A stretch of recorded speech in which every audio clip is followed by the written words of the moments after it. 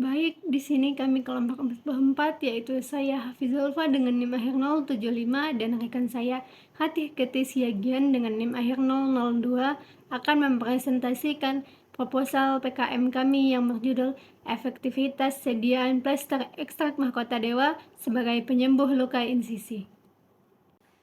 Adapun latar belakang dari proposal ini yaitu luka insisi sering terjadi akibat prosedur bedah dan berisiko menyebabkan infeksi atau yang disebut dengan SSI.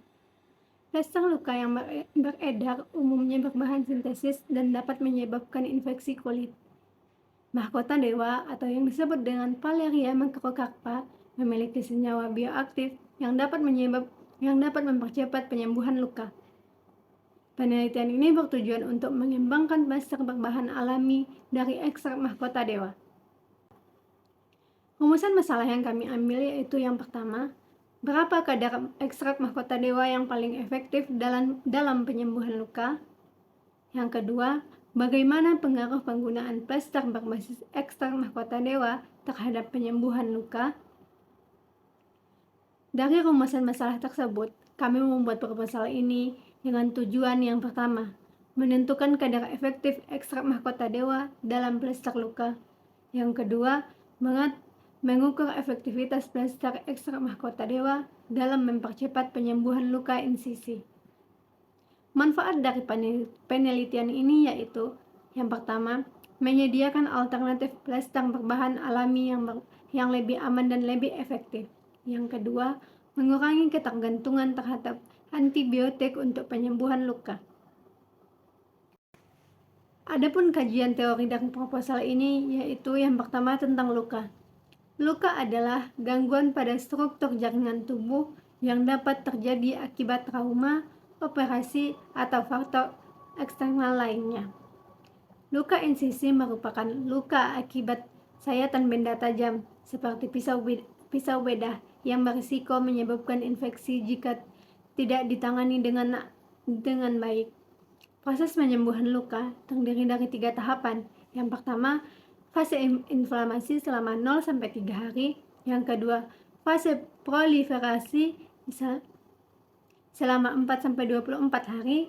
Dan yang ketiga adalah fase maturasi selama 21 hari atau beberapa bulan. Kedua adalah mahkota dewa. Mahkota dewa mengandung beberapa senyawa yang dapat mendukung untuk penyembuhan luka. Yang pertama, flavonoid yang berfungsi sebagai anti-inflamasi dan mempercepat pembentukan jaringan baru. Mekanisme kerjanya yaitu dengan mengurangi peradangan dan meningkatkan aktivitas sel imun. Yang ketiga adalah saponin. Saponin memiliki sifat antibakteri dan mempercepat regenerasi kulit. Mekanismenya yaitu dengan mencegah infeksi dan mempercepat epitelisasi kulit. Yang terakhir adalah polifenol yang berfungsi untuk menghambat mediator inflamasi seperti prostaglandin dan histamin. Mekanisme kerjanya yaitu dengan menghambat produksi senyawa antiinflamasi dan mempercepat penyembuhan luka. Yang terakhir adalah plester. Plester konvensional sering mengandung bahan sintesis seperti iodin yang dapat menyebabkan iritasi kulit. Plester herbal berbasis ekstrak tanaman lebih aman dan lebih alami dan lebih aman serta memiliki efek antibakteri dan aman untuk. Kemudian ada plester. Plester konvensional sering mengandung bahan sintetis seperti iodin yang bisa mengakibatkan iritasi kulit. Plester herbal berbasis ekstrak tanaman lebih alami, memiliki efek antibakteri dan lebih aman untuk kulit. Salah satunya adalah plester dari ekstrak mahkota dewa yang sudah terbukti dapat mempercepat penyembuhan luka. Baiklah, selanjutnya formulasi sediaan dalam penelitian ini terdiri dari 3 variasi konsentrasi dari ekstrak buah mahkota dewa, yaitu 5%, 9%, dan 12,5%. Setiap formulasi menggunakan 5 gram ekstrak, 45 ml alkohol 70%, dan 3 ml propilon glikol. Adapun prosedur penelitian, yang pertama kita lakukan yaitu pembuatan ekstrak buah mahkota dewa. dengan cara buah mahkota dewa dibersihkan, lalu dipisahkan dari bijinya, lalu dipotong kecil dan dikeringkan pada suhu 45 derajat Celcius. Setelah itu digiling menjadi bubuk, dan hasil yang dapatkan 40 gram bubuk diekstraksi menggunakan sokslet dengan 180 ml etanol 70% hingga pelarutnya jernih. Lalu ekstrak yang diperoleh kemudian dikentalkan dengan penangas air.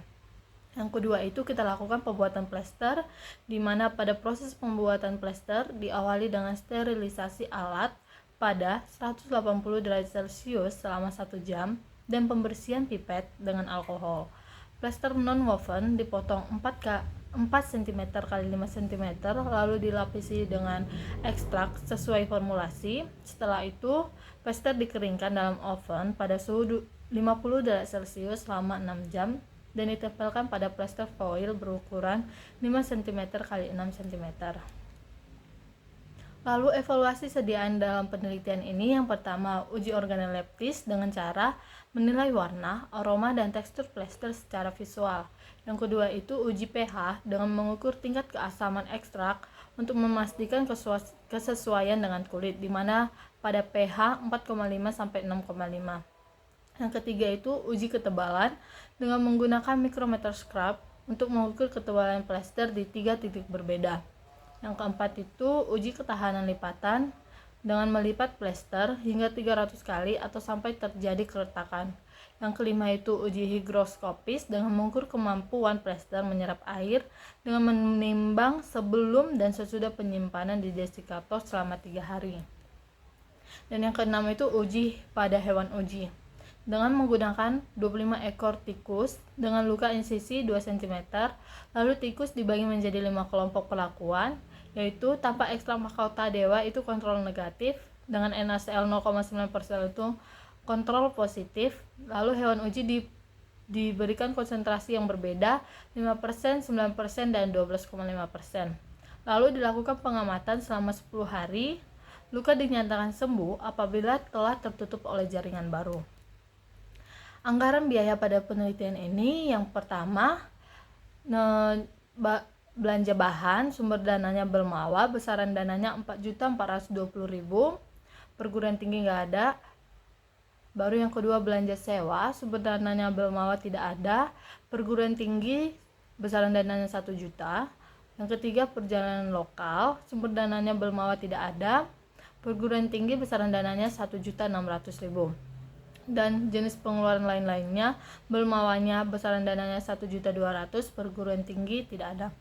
Adapun jumlah rekap sumber dana pada Belmawa besaran dananya 5.620.000 dan perguruan tinggi besaran dananya 2.600.000. Total seluruh dari Belmawa dan perguruan tinggi itu 8.220.000.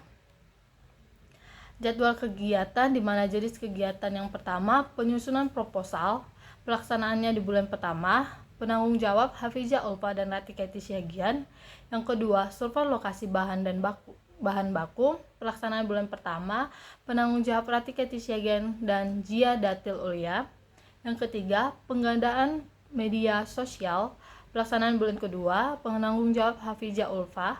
Yang keempat, pengadaan alat dan bahan, pelaksanaan di bulan 2 dan 3, penanggung jawab Ardi Kurniawan. Yang kelima, tahap produksi, pelaksanaannya di bulan 2 dan 3, penanggung jawab Hafizah Ulfa dan Jia Datil Ulia. Pemasaran produk pada bulan 2 dan 3, penanggung jawab Ratiketi Syagian dan Ardi Kurniawan. Selanjutnya penilaian dan pelaporan kemajuan pelaksanaan PKM atau PKP 2 itu pada bulan 3 dan 4, penanggung jawab Hafizah Ulfa. Serta yang terakhir penyusunan laporan akhir dilaksanakan pada bulan 3 dan 4, penanggung jawab Hafizah Ulfa dan Ardi Kurniawan. Sekian presentasi hasil proposal kami ucapkan terima kasih.